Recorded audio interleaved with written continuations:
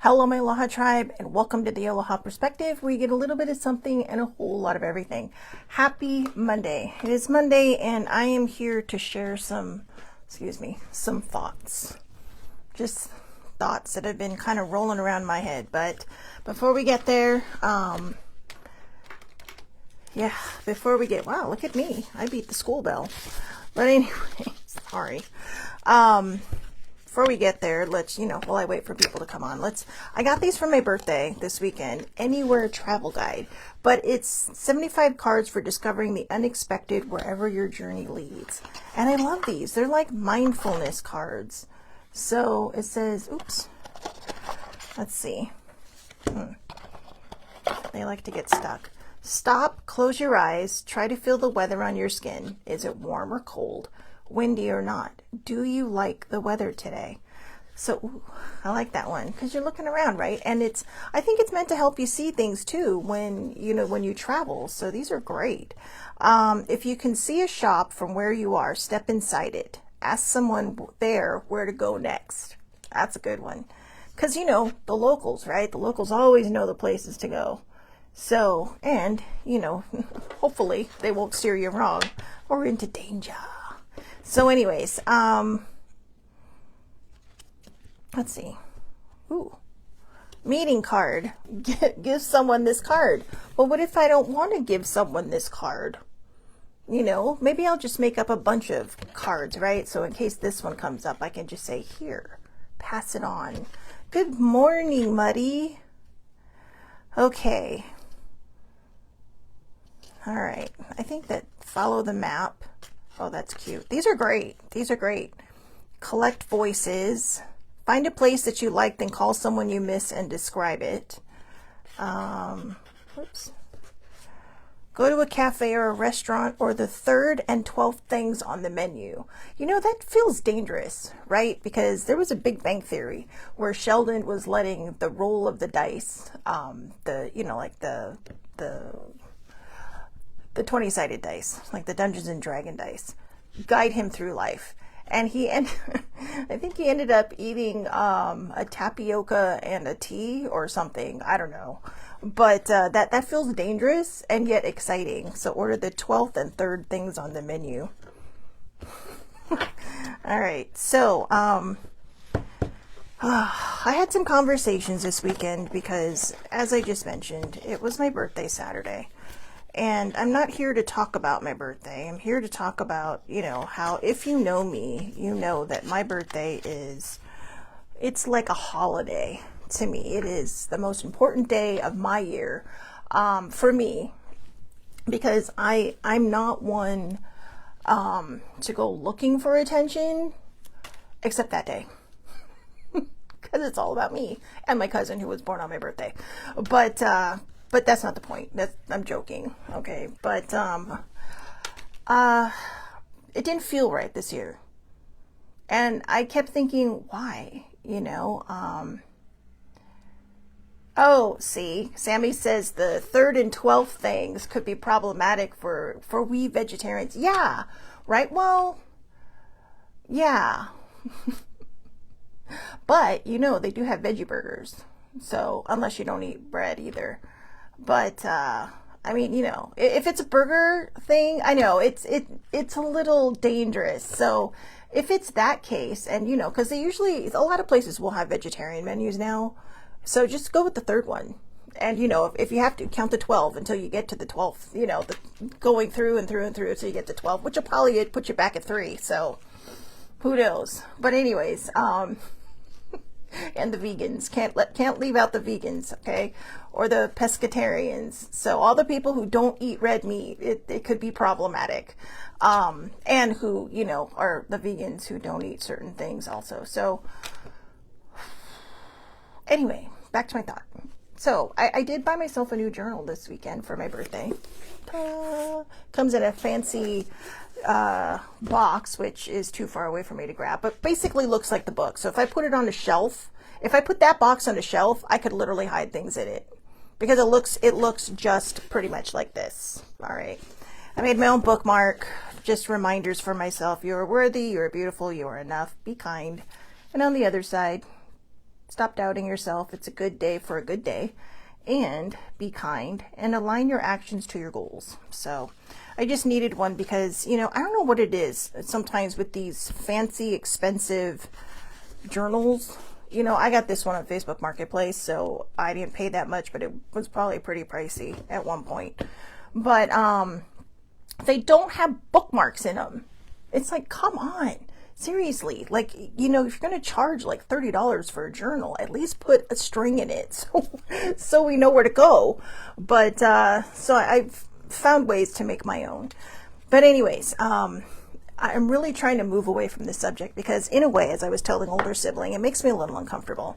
But I was also texting with Muddy. I texted with Muddy, I talked with sibling, and I was just really upset because I could not understand why I was feeling so kind of, as older sibling put it, glum about my birthday. And I was just kind of like, why am I not feeling excited? Now, I'm going to, plug your ears if you don't want to hear it. I was on my period. Okay. So, and no, I wasn't sad about that. It's just kind of, at this point, is what it is. Menopause will happen when it happens. But, so she thought, well, maybe it was hormones. And I thought, maybe. But, it's not the first time I've, been on that when I've had my birthday. So, but it felt deeper.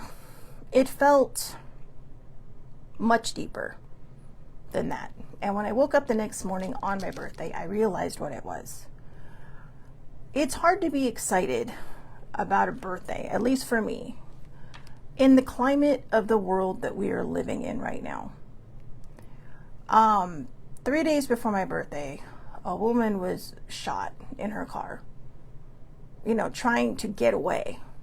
And of course, almost immediately, all the propaganda was spread on it because they knew, that particular branch of the government knew they messed up.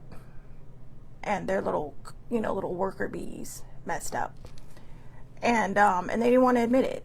And for anyone that wants to challenge me on this, I have seen several videos of actual law enforcement people saying there was no danger to this man. And not to mention, one officer who I guess is running for governor in Michigan, I think. His video just popped up in my feed. He said, a couple years ago, he and, some of his officers were after a man who had murdered, some people. I guess he murdered some people, but then I think he also shot 2 officers or was shooting at them, trying to kill them while he was trying to evade arrest. And,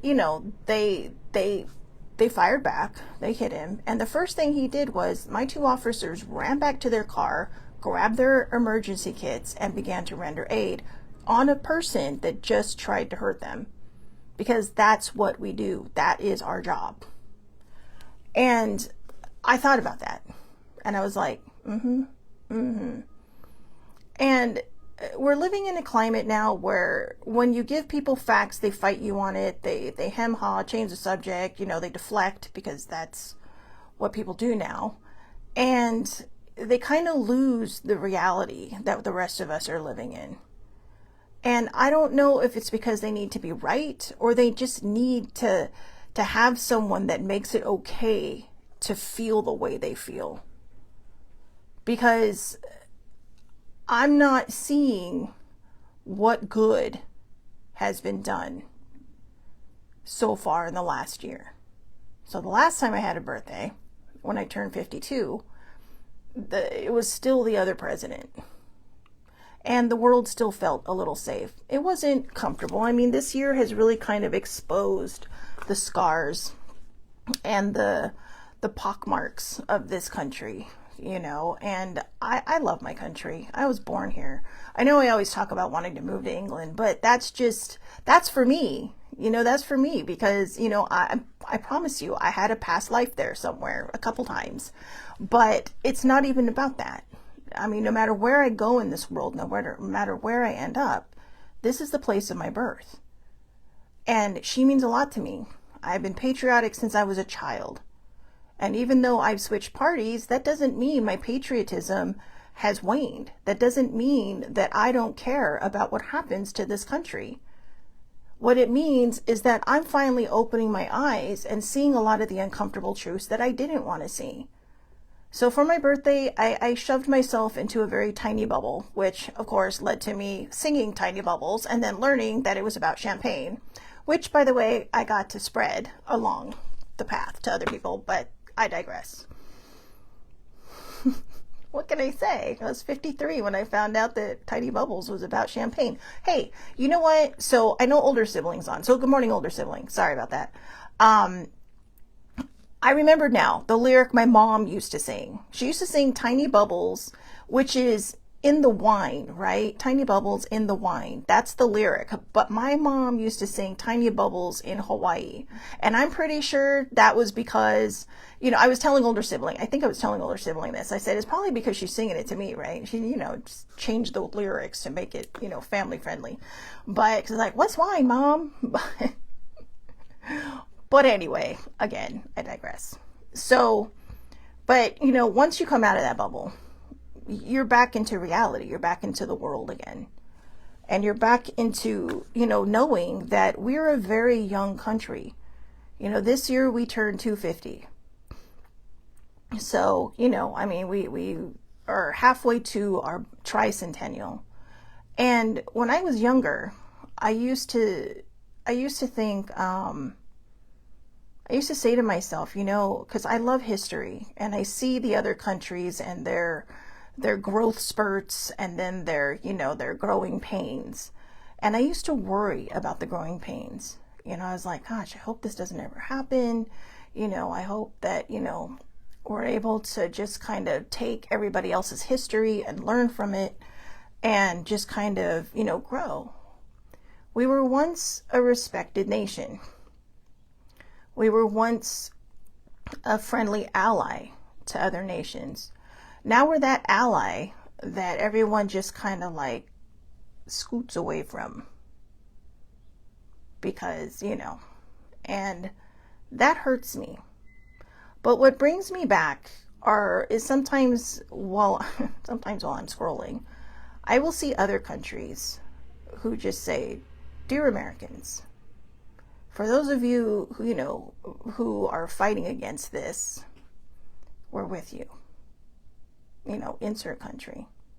And I think I wrote that in my notes because I am going to read something. I tried all weekend trying to write something poignant, trying to write something profound, and I realized that I wasn't writing it for anything but to talk about. I needed to write something from my heart. So I'm going to read this, and these are just things that I wrote, and then, you know, I guess we can talk about it after, but I want to preface it with this.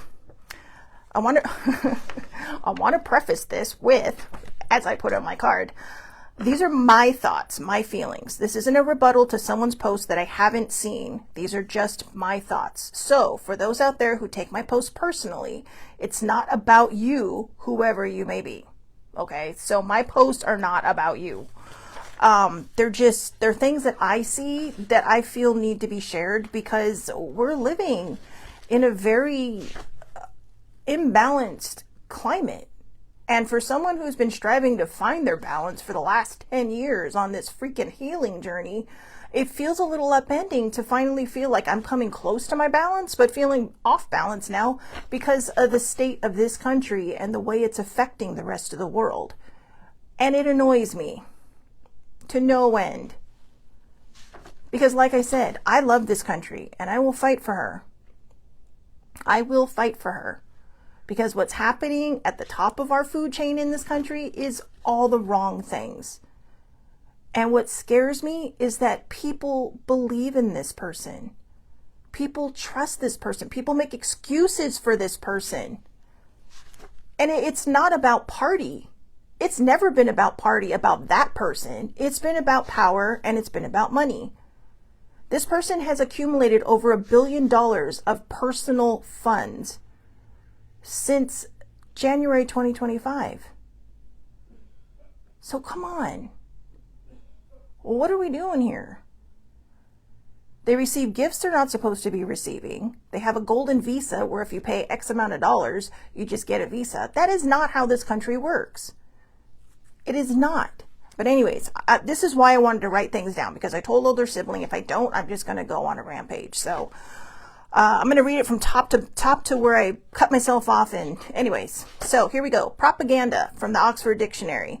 Information, especially of a biased or misleading nature, used to promote a particular cause, doctrine, or point of view. Fact from the Oxford Dictionary. A thing that is known or proved to be true. Okay? Even Fox News is starting to turn on their people. To the point where Junior says, well, they're saying mean things about my dad, so I'm not going to watch him anymore. Seriously. Woke, cultural vernacular. Originally meant being alert to racial prejudice or injustice. Now it's just used, it still means that on one side. To the other side, if they don't like what you're saying, you're either a liberal, woke, or a hippie. Jesus was all three, by the way. For those Christian nationalists out there, not my Christians, but the Christian nationalists out there who hide their racism and their prejudice behind the Bible and the flag. To which, I'm going to hold on to that F word because it's just too much. But anyways, I've been struggling the last few days as my birthday approached. I was having a hard time being excited about it, and if you know me, you know I love my birthday because birthdays are a gift. So I also love it just because it's my birthday. But for me, birthdays are a gift. They're a gift for everybody. But the fact that, I had a 50-50 chance at 3 years old, they really are a gift to me. So, because no one knew how long I'd live. No one knew how late in life I'll go. But, Penelope Von Beets, she's still ticking hard. So, anyways, I finally came to the conclusion that it was hard to be excited about something when the world outside of my comfy bubble is falling apart. I'm angry at what is being done to my country. I've always been patriotic, but now I've been called a liberal, woke, a hippie, etc. And I usually say thank you because I won't give in. But why is caring for social injustice and speaking out about prejudice anti-American, anti-patriotic? Americans are marching in the streets because they love this country as I do. They see the wrongs happening in our streets, people being shot in their cars or dying while in custody, and they're saying this isn't the America they want. This isn't the America we want it to be. They fight against racism while railing against people that hide their prejudice behind a Bible, the nationalists, or the flag, pretending they are real patriots. And who knows, maybe in their minds they are. So, a lot of people want, they have the 1776 group. And it's like, so you want to go back and fight that war? Because that war, it didn't end until the 1780s. Might want to think about that. You want slavery again? You want no rights for women again? They don't think, okay? They don't clearly listen. Our founding fathers created a constitution for a reason. The Bill of Rights for a reason. And yes, they made it so they can be amended to hold power in check because we fought to get away from a kingdom. Okay, no offense to Britain. All right. But we fought to get away from a kingdom so that these things, we are the great experiment. And here's a fun fact. So I didn't know this until I was watching a documentary because, I love history and I love documentaries. And George Washington actually wanted the White House to look like Versailles. And somebody said, maybe not in these words, but they're all, Mr. President, not a good idea. You literally just left a king and now you want to make a palace? No. And he says, no, you're right. Now, he never lived in the White House, but the rest of the presidents, for the most part, did. The British did burn part of it down in 1812, but hey, that I digress again. So anyways, in order to progress, we have to acknowledge the uncomfortable truths about this country and learn from them. This country used to stand for something. It stood for a chance, even if you were one of the poor, the tired, or the huddled masses. Not because we said so, but because our Constitution, which is completely disregarded nowadays, decided that due process was an individual's right. Now, I've talked to, I've said to people, hey, our ancestors were immigrants, okay? I mean, the Native Americans were the first ones here. Even they migrated here, but they migrated here so long ago. This is basically their land. Okay? But people will say, well, that was different. That was a long time ago. It's not like that now, but it is like that. Because when the Jews came over, when the Russian Jews came over, when the Irish came over, when the Italians came over, anybody that did not fit what somebody else thought in those neighborhoods, there was prejudice. And because a lot of people didn't speak English, they tended to hang out with their own groups of people, which I get. But we did grow from that. Yeah, our current president is currently trying to change the Constitution, and it pisses me off because that is the Bible of this country. That is our sacred document. It's kind of like, I guess, our version of the Magna Carta, right? I mean, I forgot a lot about the Magna Carta, and I apologize if I butcher this and I run over it, but I believe that the Magna Carta was kind of to help keep power in check as well. But in this country, the Constitution is intended for sure to keep power in check.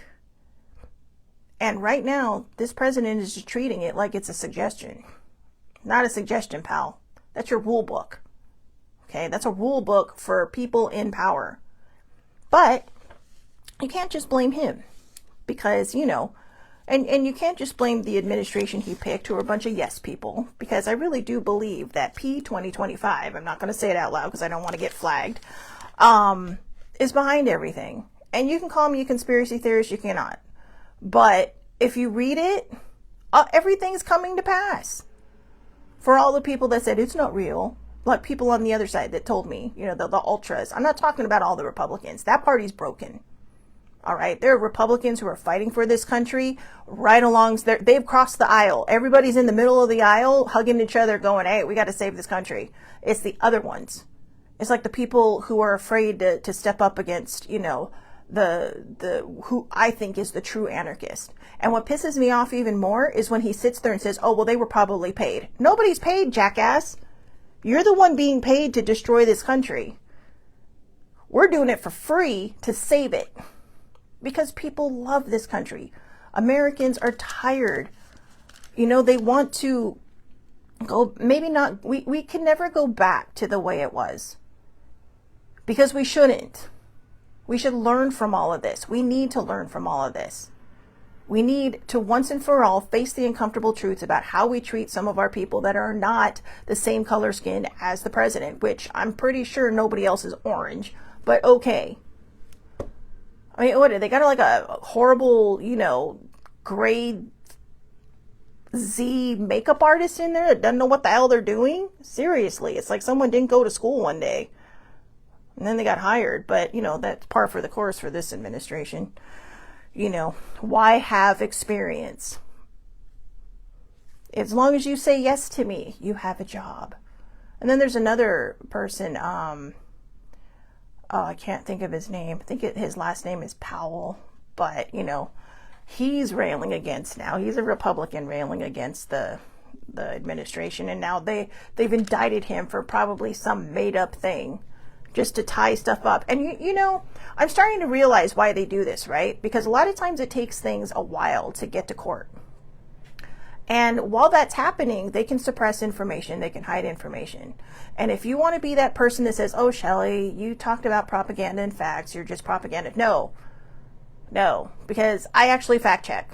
All right. Now, I actually don't know if he's made $1 billion since he's been in office over the last year, but it would stand to reason since, you know, he basically uses the White House as his personal catalog to sell his own shit, including cell phones that never existed.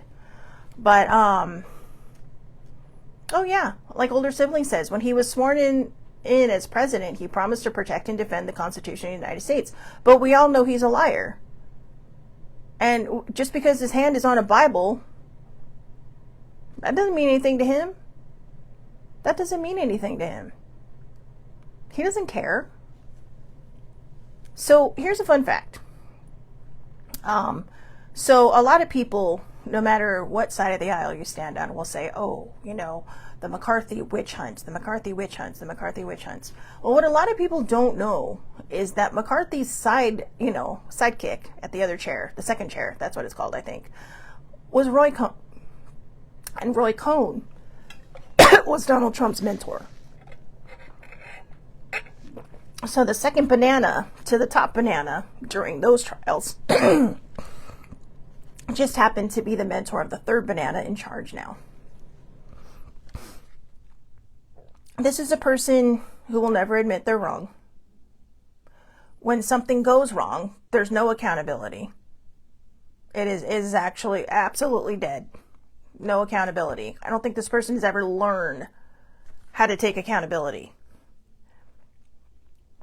As far as I'm concerned, he's the demon.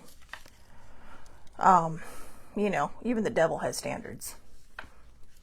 He's like a rogue demon that's, you know, all about themselves. How much wealth and power can I gain? I mean, this is a businessman who bankrupted how many casinos? No, I get it. I'm not against anybody who's had to file bankruptcy in their personal life. But this is someone who's supposed to be a businessman. Years ago, I've told you guys about this, years ago. Or maybe I was talking to an older sibling. I saw an old Barbara Walters interview with the current president before he was president. This is back in the 90s, I think. And she was kind of calling him out on his business stuff. And, you know, and he's sitting there like, oh, well, you know, blah, blah, blah, blah, blah. You know, just being dumb. But she said to him, she's like, well, what about your finances? And he's all like, oh, they're fine. I'm doing great. You know, now, obviously I'm paraphrasing, but I'm sure you can find this online. And she says, well, I talked to your bankers and they said, you're not, that you're, you know, there are some difficulties and blah, blah, blah. Now, I don't know how she talked to their bankers and I don't know how she managed to do that, but, you know, journalists, they toe a line also. So, you know, but he says, oh, well, that's fake news. Or not fake news. He said, oh, that's fake information or something like that. So see, he doesn't know how to take accountability. He doesn't know how to answer questions. This is a person who says, oh, I'm wealthy, but won't share his tax records. He's a person that says, I'm innocent, but won't release the Epstein files until, of course, they're probably redacted to the point where it's just nothing but, you know, Sharpie marks across the entire page. Another picture was removed, a picture from Jeffrey Epstein's drawer that they took. And guess who was in it? Guess who had a lot of pictures in it, in the drawer? Mm-hmm. She also brought up how she had heard that he had read Hitler's book, Mein Kampf. And you know what this person had the gall to say? She says, well, I heard that, you know, a book that you enjoy reading is this. And he's like, oh, well, you know, and he starts hemming and hawing. And then he's all, well, you know, it was a gift to me. You know, it was given to me as a gift. He's all, I think from some, you know, from a friend of mine, from a Jewish friend of mine. I think he was Jewish. I mean, these are his words. What Jewish person in their right mind would give him that book? I mean, I don't know if it's true or not, if it was a Jewish person that did, but I would go with saying, no, it was not. He was deflecting. He was deflecting. He didn't pay his contractors, some of which, one story I heard, and this is actually from his friend's mouth. He hired a contractor to do a job. Of course, contractors contract with them, and then when they get paid, everybody else gets paid, right? That's how it works. He didn't pay his contractor, but his contractor still had to pay his workers. Plus, he didn't pay for any of the materials, and the contractor had to pay for all the materials. And so what did he do? When the man took him to claims court to sue him for what was owed, he just sicked his lawyers on him until he bled this guy dry. He had to sell his company. You know, his personal life, his personal life just fell apart. And his professional life. And he ended up having to sell the company that he built. And then he ended up taking his own life. Because it just got to that point where he was just so depressed. And so, you know, just upended. And that's just one story. There are a lot of stories out there. He defrauded charities. He created charities that that nobody ever saw the money from but his own people, to the point where New York said you can no longer open charities. You cannot run a charity anymore. He had a fake business school where he took people's money but taught them absolutely nothing. And he'll always sick his lawyers on people. because legal action is expensive. And that's why a lot of people try to avoid it. That's why they have, arbitration. That's why they have mediations, because people try to avoid that because it does get costly. And if you're this person over here who doesn't have all the assets over there, then, it's going to be like David and Goliath. It's going to be like, Daniel in the lion's den. It was Daniel in the lion's den, right? My biblical facts are a little, even older sibling brought it up, his fake university. And yet somehow this man is in charge of this country.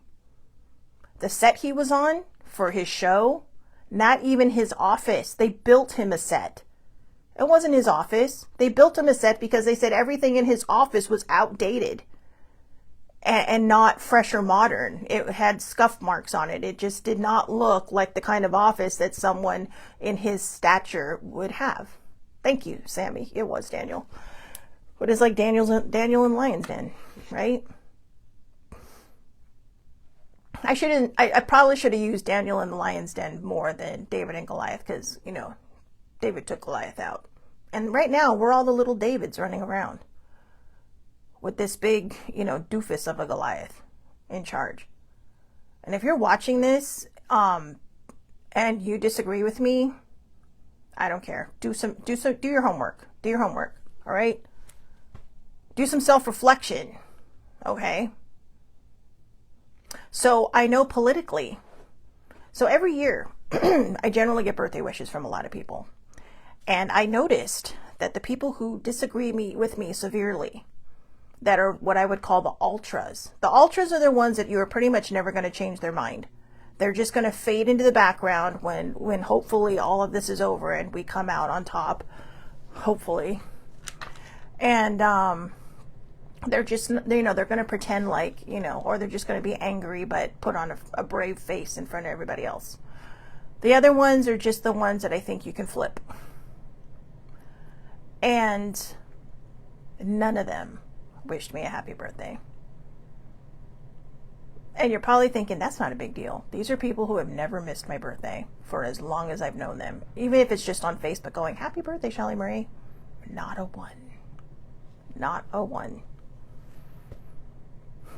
I didn't take it personally. I actually thought it was more funny than sad. I even texted older sibling about that last night because she knows all of them. But it was just kind of like, I know older sibling is a Republican, but she's a Republican on the right side of history, not the wrong side of history. And here's the thing. When you have thousands of people marching in the street because one woman was killed, in cold blood, mind you, that says something. And then when other cities do the same thing, that says something. I am sad that she died, but I am glad these people are showing up and showing her she did not die for no reason. Because that's one of those moments where you go back to the 60s and the rest of the world had no idea what was going on in the South, right? All the racism, the prejudice, the burning of, it was basically like, Hitler's Germany, but nobody knew about it until they did. And when they did, it was like the shot heard around the world, right? Was that the beginning of the Revolutionary War? I think that was the beginning of the Revolutionary War, the shot heard around the world. But this is that moment where we all have to say, how much are we willing to take? Oh yes, Sammy says, I think that might be a win for you, weeding out the folks that are unreasonable and morally on a different page. I agree. It hurt me. Not the birthday stuff. The other stuff hurt me for a while. And some of the stuff I heard too was kind of like, what? And it's not my place to share any of it because it's not my story. But let me put it this way. When you walk away from people, including your own family, because of your politics, you need some serious self-reflection. And I don't care what side of the aisle you're on. I get it if you have family that just won't get out of your face. That's understandable. Those are boundaries. But when they provide facts to you, when they show you, no, and you still say, no, you're dumb, we're not talking to you, because they don't want to hear it,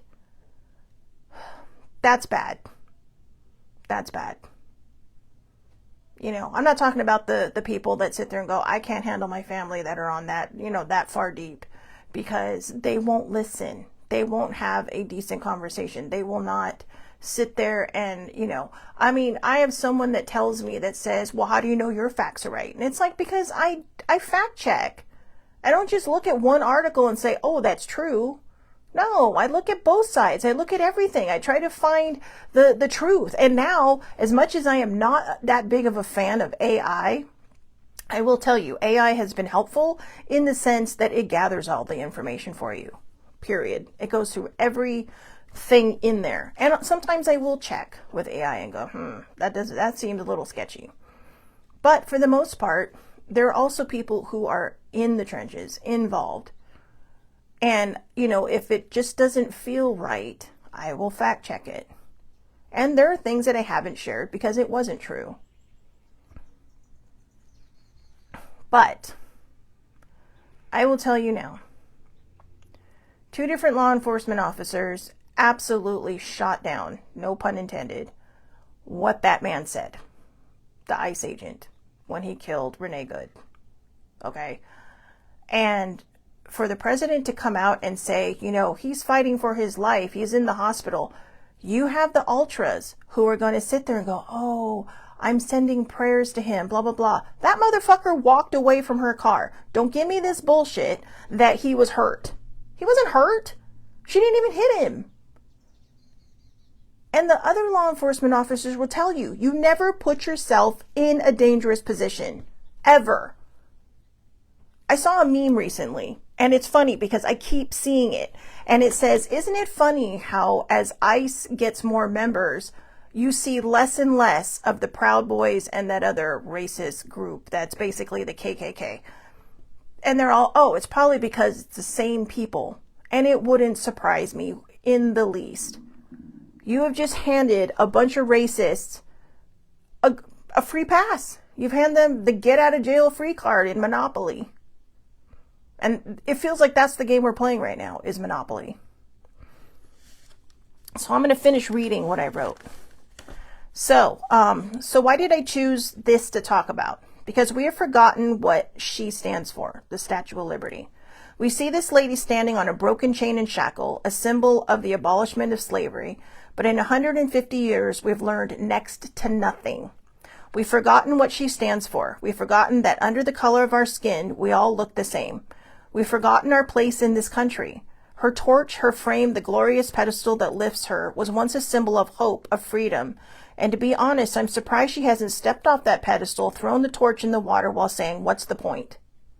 For obvious reasons, she doesn't. But as I write this, I remember too what this beautiful symbol stands for and why we must fight for her. Why we must fight for her. While I was doing some research, we're going to talk about the Statue of Liberty later, because you know what? Once I opened that bag of worms, I'm like, ooh, let's talk about this, because I didn't know a lot of this stuff. Here's a little teaser. Did you know that he didn't design it, but he built her? Was Gustav Eiffel, the same guy who built the Eiffel Tower. So look at it. This guy who had something on the other side of the ocean that people were like, oh yeah, that's a bit of an atrocity in our city. But it's one of the most famous things now that brings tourists in, right? And Lady Liberty standing in, is it the Hudson Harbor, older sibling? Overlooking, the gateway into America. And they had a quote in the article I was reading from a Greek man who passed through those gates, an immigrant, way back, who just said, I see her, I'm paraphrasing right now, but I see her and I just want to work hard and prove to her that I belong here. And even though that's not word for word what he said, that is basically what he said. He wanted to make her proud because she became such a huge symbol to people. It's like that scene in Titanic. And, I know James Cameron put it in there for a reason, because it was a new beginning, right? The character in the story had just lost the person, the love of her life, even though they'd only known each other a couple days. But that's how they knew, right? Because it was the love of her life. And he gave her the courage to seek a new life. And that's what she stood for. And when you see her coming through in the background and, and Rose looking up at her, ooh, I got chills. See, you're realizing that was hope. Now it's just like, oh, okay, whatever. No. If we fight for anything, we have to fight for what she intended for us. Okay? So this is, I'm going to finish it with this. This is the bronze plaque that was placed at the Statue of Liberty in 1903, even though Emma Lazarus wrote it on November 2nd, 1883. She was a writer who was inspired. She was Jewish, I believe part Jewish. I don't know if she was whole, but, we're going to go into her story a little bit more when we talk about the Statue of Liberty, and I'll give you a little bit more information. But a lot of her writings were inspired by a lot of the Russian Jews that came over. And she was an aide on the island, and it's just, she saw these people with, just kind of that heartbroken feeling of having to leave their home, but that hopeful feeling of starting over, no matter how hard it will be. That's what she represents. She represents that chance, that hope. That's what the torch is for, that light to guide the way. So this is the poem on the plaque. Not like the brazen giant of Greek fame, with conquering limbs astride from land to land, here at our sea washed, sunset gates shall stand. A mighty woman with a torch whose flame is the imprisoned lightning and her name, mother of exiles. From her beacon hand glows worldwide welcome. Her mild eyes command the air-bridged harbor that twin cities frame. Keep ancient lands your storied pomp, cries she with silent lips. Give me your tired, your poor, your huddled masses, yearning to breathe free, the wretched refuse of your teeming shore. Send these, the homeless tempest, to me. I lift my lamp beside the golden door.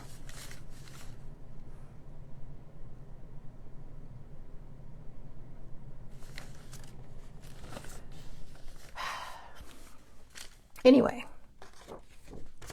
I'm speechless. I never ever thought in my entire life that I would be living through something like this, ever. We are living in a nation that is run on propaganda. And the people who defend that will say, well, you don't know that. We do know that. Step outside of your bubble and look around. Step outside of your politics and look around. Because now the vice president is saying, oh, well, if we have to, we'll send ICE door to door and check papers. What does this sound like? What does this sound like? Anybody? Anybody? Oh, right. What we fought against in World War II. Well, not we, but our veterans. They be rolling in their graves right now.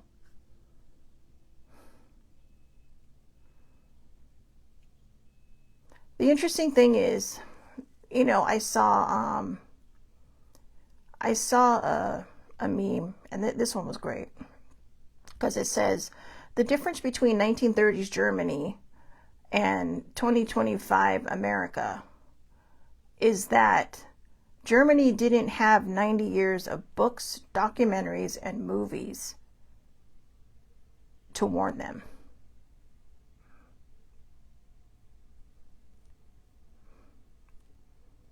And see, this is why a lot of people who are the ultras will be offended, because they're all, well, you calling me a Nazi? No, I'm not calling you a Nazi. I'm calling you the quiet people in Germany who stood up and said nothing. Who said, well, we didn't know. Well, yeah, maybe not. The only reason we know about like Alligator, Alcatraz, and the other things is because, we have media, we have social media, we have people, we have activists, we have people who aren't afraid, who are willing to stand up and say something. We have a pope who's from the United States, by the way. from Chicago, saying, all you people who say you're Christian, you better, check yourself, because, the Christian nationalists, all right?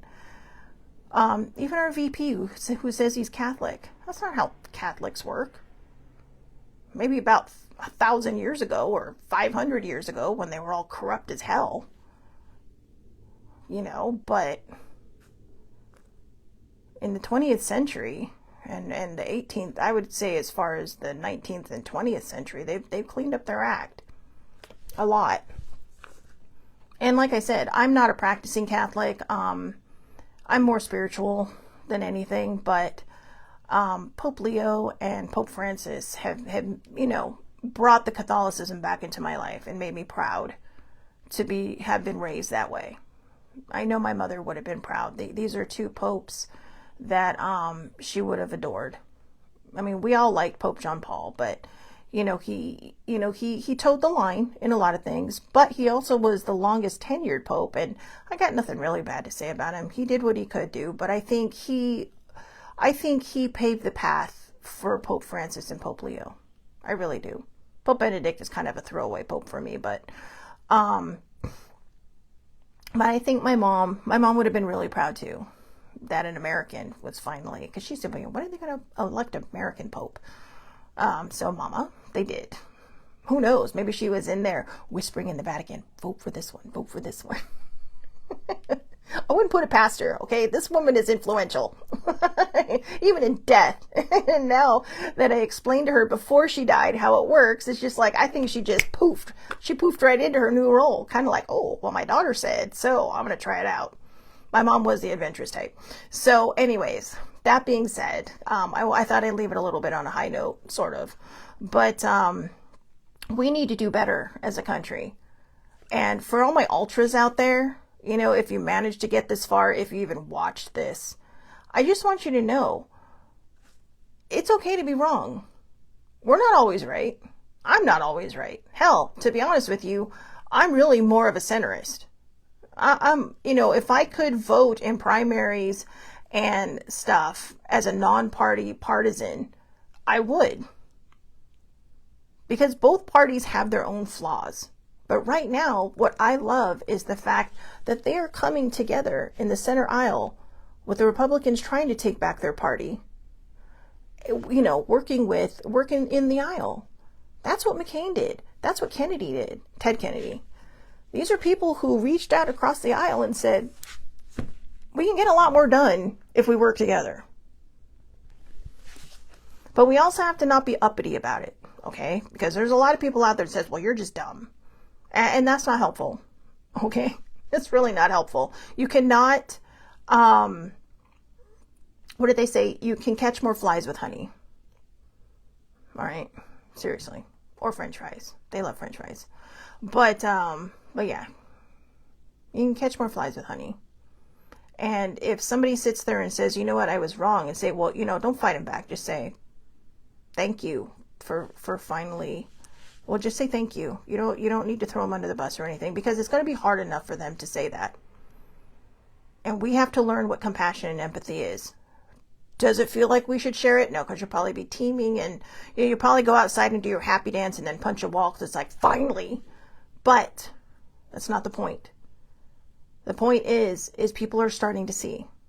People are starting to take note. I mean, God, whoever thought that MTG would turn around and go, But you see, that was a primary example. The minute she railed against the president, all of a sudden, well, she's stupid, she's dumb, she's blah, blah, blah. What kind of person says that? They also love manure. This is true. Wow, sibling, I fired her up this morning. I can't wait. I'm actually going to go home today for a couple of days, and I cannot wait to see her. She'll be like, blah, blah, blah, blah, blah, blah, blah, blah. She's going to go off. I know she's going to go off. So anyway, what was I saying? Oh yeah, I was saying, what kind of president talks to people that way? He's like the ultimate bully. And what kills me is that people defend this. The same people who say they hate bullies are defending the biggest bully on the planet. Well, maybe not the biggest bully on the planet, the biggest wannabe bully. You know, there are bigger bullies on this planet, and he's the one going, well, don't you see me? Don't you see me? Ooh, can you see me? And they're just like, you're stupid and ridiculous. But you know what? We're going to pretend to like you because, you know, we can manipulate you that way. Stupid. Anyways, this last part may have gotten a little opinionated, which is why I did not want to freewheel it. You know, that's why I wrote stuff down, because I wanted to keep it nice. I wanted to keep it tame. I wanted to bring people in instead of push people out.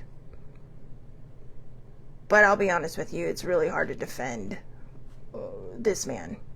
It's nearly impossible for me. And I have to wonder, the people that do defend him, are you defending him because he is the leader of your party? Or are you defending him because you believe in what he's saying and what he's doing? Because I would say it's more of a party thing.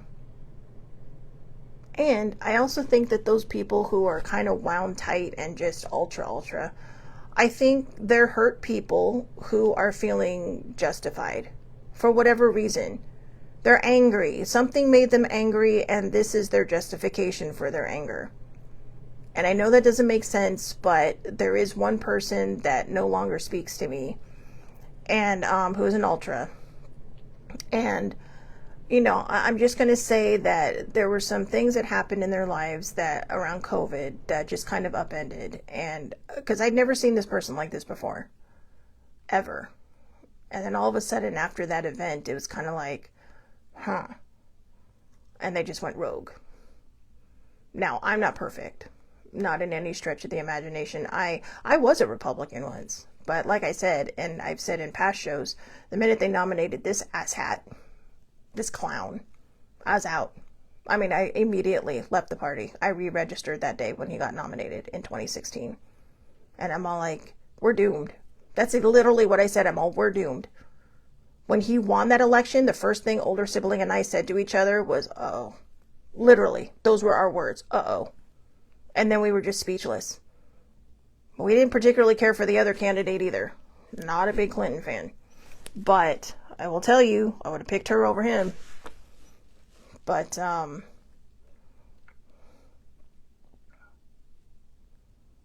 self-reflection. That's all I can say. Anyways, I'll be back here tomorrow. 8:30 a.m. Pacific Time, Facebook Live. All lives are public under Shelly Marie Lucas on Facebook. You can also find me across the social media board, which starts its roots on YouTube. Okay, you can also find me on TikTok.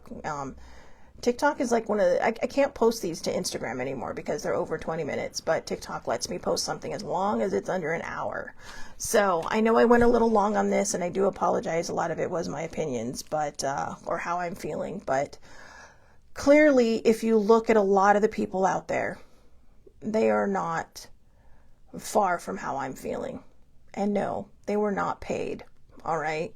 You can believe that people were paid, but someone's got to have some pretty deep pockets. And I want to tell you guys that George Soros has pretty much given away the majority of his fortune. The man is in his 90s. Okay. I mean, he's probably still has a good chunk of chain left, but he has given away the majority of his fortune. So there's no way in hell that he's paying almost, you know, at least 500,000 people from around the country to march. These are people who have a conscience. These are people who believe in this country and who want to bring her back to a place where we can still progress forward, where we can mend our relationships with our allies, where we can mend our relationships with NATO, where we can mend our relationships with, you know, the people that we're really pissing off right now. And unfortunately, we fall in the we because this is my country. But I'm angry. I'm not happy with the state of the country as it is. I'm not happy with this administration. I think that's very, very clear. And I'm a little disappointed in the people that continually defend this.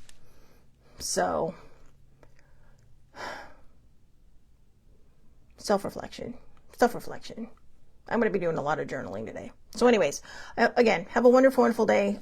Ladies, thank you so much for joining me. I appreciate you both. Sibling, thanks for popping in. Sammy, thank you for, well, both of you popping in with your comments and whatnot. And, yeah.